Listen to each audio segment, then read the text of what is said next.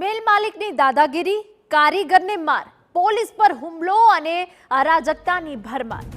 વાત છે સુરતની કે જ્યાં સરથાણામાં યુવકના અપહરણ કેસમાં તપાસ કરી રહેલી 4 આરોપીની ધરપકડ કરવામાં આવી છે।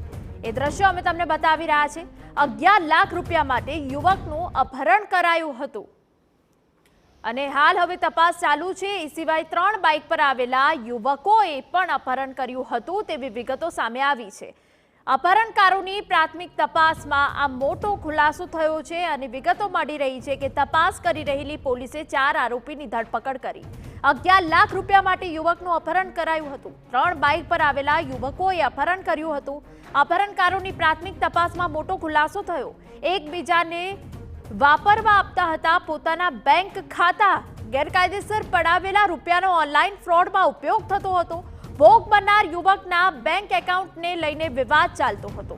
બેંક એકાઉન્ટના વિવાદમાં અપહરણ કરાયાની આશંકા।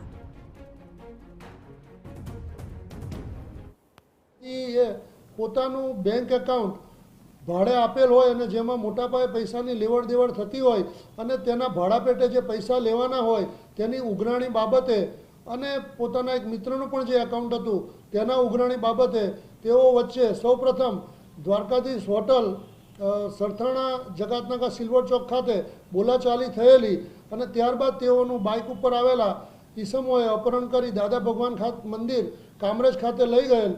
જે સમગ્ર ઘટના આ રીતના જે બનેલી અને આ ગુનાના કામના કુલ 7 આરોપીઓ પૈકી 4 આરોપીઓની ધરપકડ કરવામાં આવેલ છે।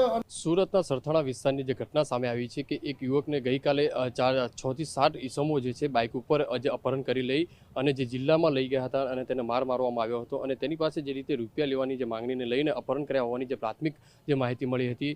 આ ઘટનાની જાણ જે રીતે કાપોદ્રા પોલીસને સૌપ્રથમ થઈ હતી અને ત્યારબાદ પોલીસ દ્વારા અલગ અલગ જે ટીમો બનાવી અને તપાસ હાથ ધરી હતી। સૌપ્રથમ તો મહત્વની વસ્તુ એ છે કે જે ઈસમોએ જે વ્યક્તિનું અપહરણ કર્યું હતું તેને જે ચુંગાલમાંથી છોડવા માટેનો જે પ્રયત્ન કર્યો હતો અને ત્યારબાદ કાપોદ્રા પોલીસ અને સરથાણા પોલીસ સાથે મળીને આ જે અપહરણ જે વ્યક્તિનું યુવકનું થયું હતું તેને જે રીતે છોડાવ્યો હતો અને ત્યારબાદ 4 જેટલા ઈસમોને પોલીસે જે ધરપકડ કરી લીધી હતી। હાલમાં સરથાણા પોલીસે આ 4 ઈસમોની જે ધરપકડ કરી લીધી છે અને પ્રાથમિક તપાસની અંદર જે રીતે જાણવા મળ્યું છે કે બેંક એકાઉન્ટ એકબીજાને જે ભાડે આપવા માટેની જે આખો જે મામલો હતો અને તેને લઈને રૂપિયાની લેતી દેતીને લઈને આખી જે અપહરણ કર્યા હોવાની જે વિગતો સામે આવી રહી છે।